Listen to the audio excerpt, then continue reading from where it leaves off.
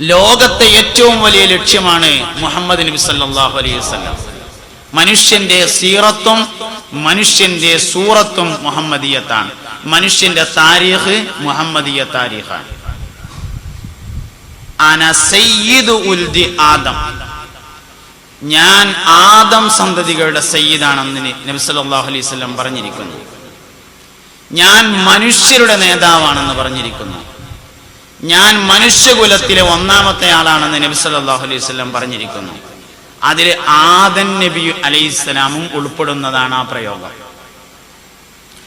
ബിഅ്സത്ത് കൊണ്ട് അവസാനത്തെ ആളും നിയോഗം കൊണ്ട് ആദ്യത്തെ ആളുമാണ് മുഹമ്മദ് നബി സല്ലല്ലാഹു അലൈഹി വസല്ലം.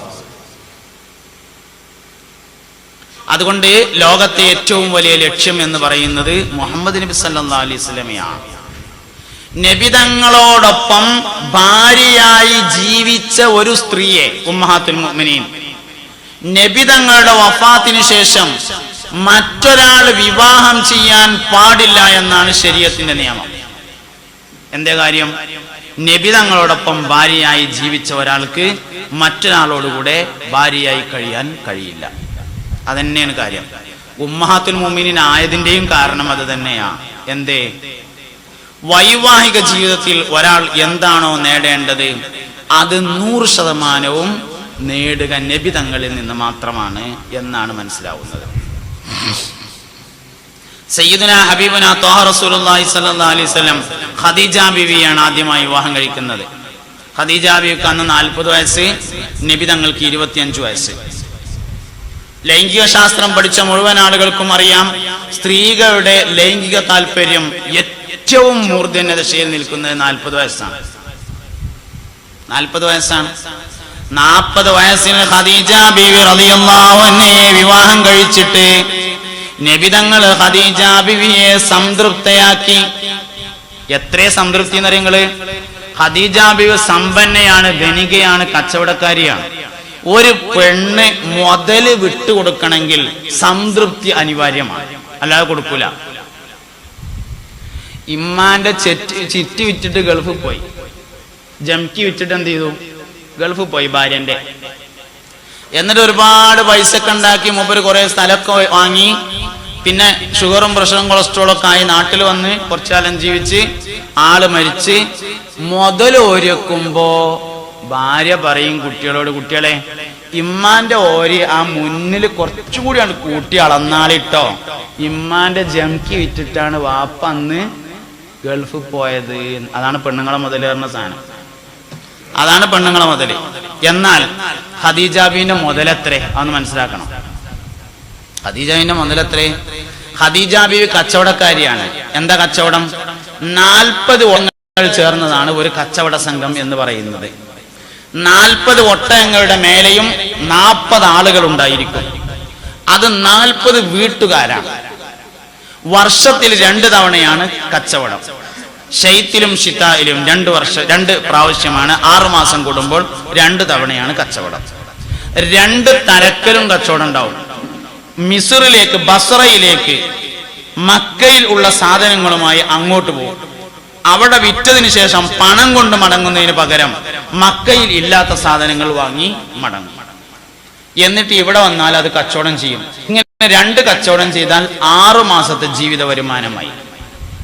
ഒരു കച്ചവട സംഘം എന്ന് പറയുന്നത് 40 കുടുംബത്തിന്റെ 6 മാസത്തെ വരുമാന മാർഗമാണ്. ഖദീജ ബീവി കച്ചവട സംഘം ഉണ്ട്, 40 ഒട്ടകമുണ്ട്. പക്ഷെ 40 ഖദീജ ബീവിന്റെയാണ്. അതിന്റെ മേലെ ഇരിക്കുന്ന ഒരു കൂലിക്കാരാണ്. അതാ പ്രത്യേകത. അങ്ങനത്തെ ഒരു കച്ചവട സംഘമല്ല ഖദീജ ബീവിക്ക്. അങ്ങനെയുള്ള ധാരാളം കച്ചവട സംഘത്തിന്റെ അധിപയാണ് സയ്യിദത്തുനാ ഖദീജ റളിയല്ലാഹു അൻഹ. ആ മുതൽ മുഴുവനും നബിതങ്ങളെ വിവാഹം ചെയ്ത നബിതങ്ങൾക്ക് കൊടുത്തു.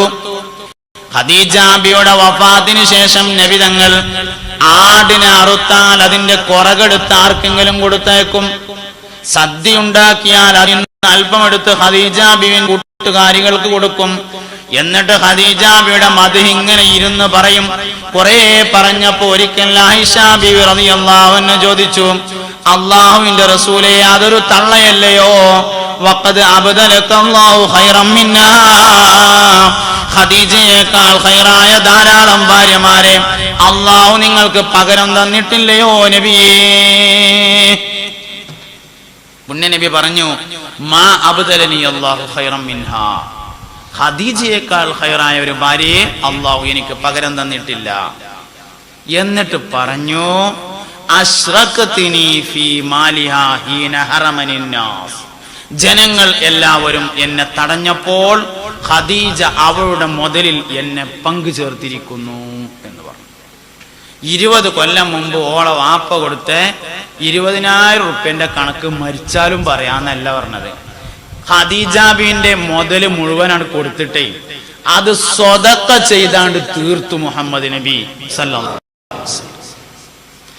സ്ത്രീകളുടെ അനുസരണയുടെ രഹസ്യം എന്ന് പറഞ്ഞാൽ എന്താണ് എങ്കിൽ അത് 100% മുഹമ്മദ് നബിയാണ്. 40-കാരിയായ ഭാര്യയെ സംതൃപ്തയാക്കിയിട്ട് ഈ ലോകത്ത് ജീവിക്കാൻ അവകാശമുള്ള ആൺകുട്ടിയാണടാ ഞാൻ എന്ന് നബി തങ്ങൾ തെളിയിച്ചു. അതാണ് 40-കാരിയെ 25-കാരൻ വിവാഹം ചെയ്തതിന്റെ രഹസ്യം. ഇവിടെ ജീവിക്കാൻ അവകാശമുള്ള ആൺകുട്ടിയാണ് ഞാൻ എന്ന് തെളിയിച്ചിട്ടുണ്ട്. ആർക്ക് തെളിയിക്കാൻ പറ്റും? അത് 45 വയസ്സായാൽ, 55 വയസ്സായാൽ, 60 വയസ്സായാൽ ഏത് ഭാര്യയും ഭർത്താവും ഖദീജ ബീവിയും നബിയും ആയിഷ ബീവിയും നബിയും തമ്മിൽ കഴിഞ്ഞതുപോലെ കഴിയുന്നുണ്ട്. മക്കൾക്ക് ഉപയോഗിച്ചൊക്കെ ഇങ്ങനെ ആയി ഇങ്ങോട്ട് വന്നാ പിന്നെ ഇമ്മിയും കുട്ടികളും കൂടി ഒരു ഗ്യാങ്ങാണ്. വാപ്പാനെ പുറംകാലം കൊണ്ട് ഒരു ഒറ്റ ചവിട്ടാണ്. മൂപ്പർക്ക് ആകെ 2 പണിയേ ഉള്ളൂ വരയില്. ഒന്ന്, രാവിലെ മാർക്കറ്റ് പോയി മീൻ കൊടുന്നേരാം.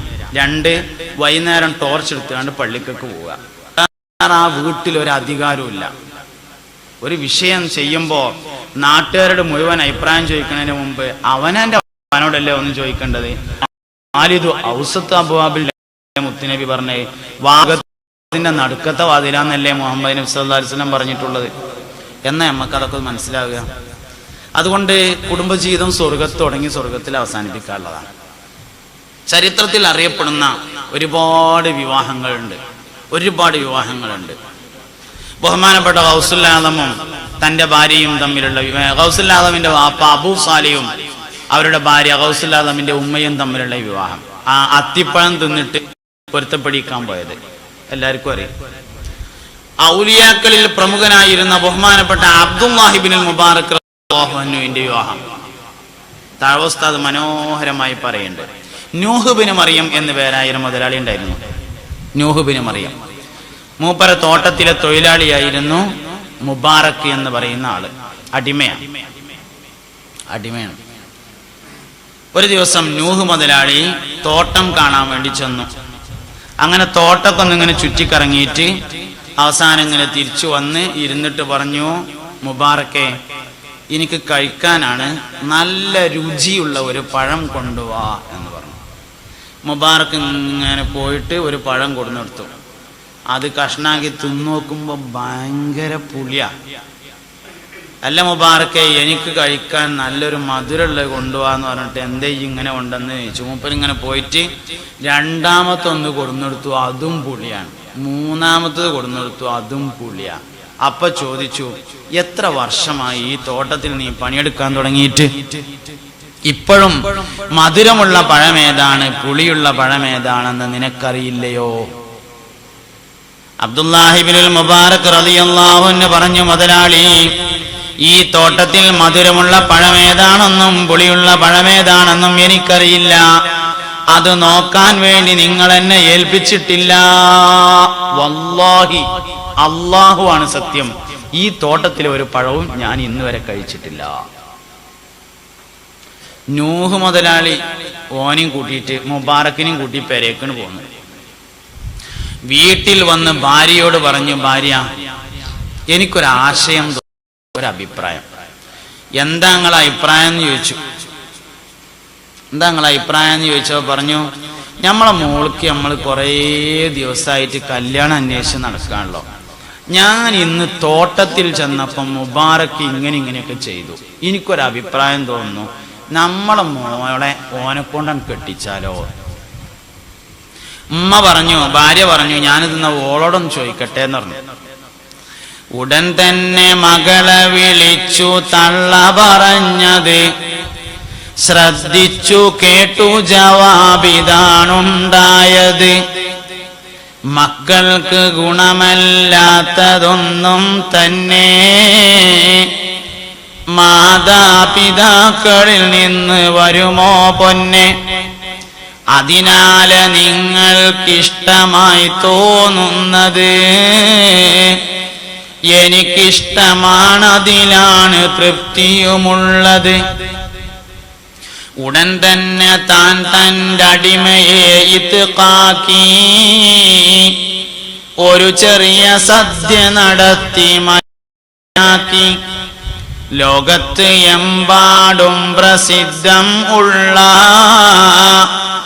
ഇബ്നുൽ മുബാറക്കിനുമ്മയാണ് തള്ള.